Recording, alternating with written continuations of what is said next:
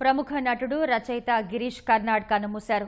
గత కొంతకాలంగా అనారోగ్యంతో బాధపడుతున్న ఆయన బెంగళూరులో తన నివాసంలో ఈ ఉదయం తుదిశ్వాస విడిచారు. తెలుగు, కన్నడ, హిందీ చిత్రాల్లో నటించి మెప్పించిన కర్నాడ్ పలు చిత్రాలకు దర్శకత్వం సైతం వహించారు. 40 ఏళ్ల సినీ ప్రస్థానంలో నటుడిగా, దర్శకుడిగా, రచయితగా ఎంతో పేరు తెచ్చుకున్న గిరీష్ కర్నాడ్ను పద్మభూషణ్, జ్ఞానపీఠ సహా పలు అవార్డులు వరించాయి. బహుభాష నటుడు, రచయిత, సామాజికవేత్త, జ్ఞానపీఠ్ అవార్డు గ్రహీత గిరీష్ కర్నాడ్ ఇక లేరు. గత కొంతకాలంగా అనారోగ్యంతో బాధపడుతున్న ఆయన 81 ఏళ్ల వయసులో బెంగళూరులోని తన స్వగృహంలో ఇవాళ ఉదయం తుదిశ్వాస విడిచారు. గిరీష్ కర్నాడ్ పూర్తి పేరు గిరీష్ రఘునాథ్ కర్నాడ్. 1938 మే 19న మహారాష్ట్రలోని మథేరన్లో ఆయన జన్మించారు. 1970లో సంస్కార అనే కన్నడ సినిమాతో సినీ ప్రస్థానం ప్రారంభించిన గిరీష్ తెలుగు, కన్నడ, హిందీ భాషల్లో పలు చిత్రాలలో నటించారు. తెలుగులో ప్రేమికుడు, ధర్మచక్రం, రక్షకుడు, శంకర్దాదా ఎంబీబీఎస్, కొమరంపులి వంటి చిత్రాలలో ఆయన నటించారు. నటనతో పాటు పలు చిత్రాలకు దర్శకత్వం సైతం అందించారు.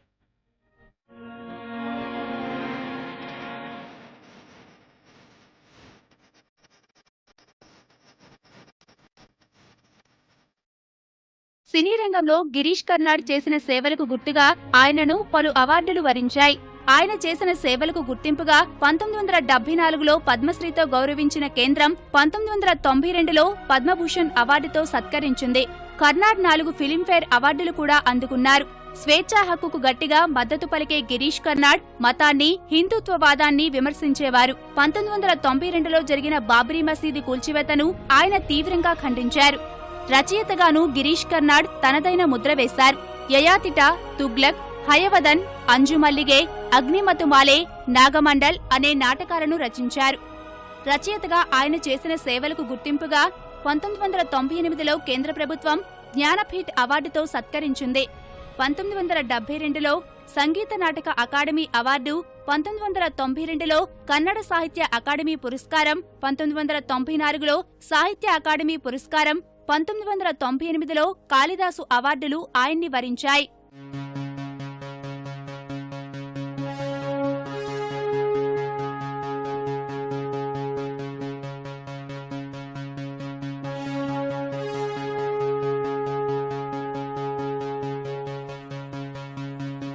కర్నాడ్ మృతి పట్ల పలువురు సినీ, రాజకీయ ప్రముఖులు సంతాపం తెలియజేశారు.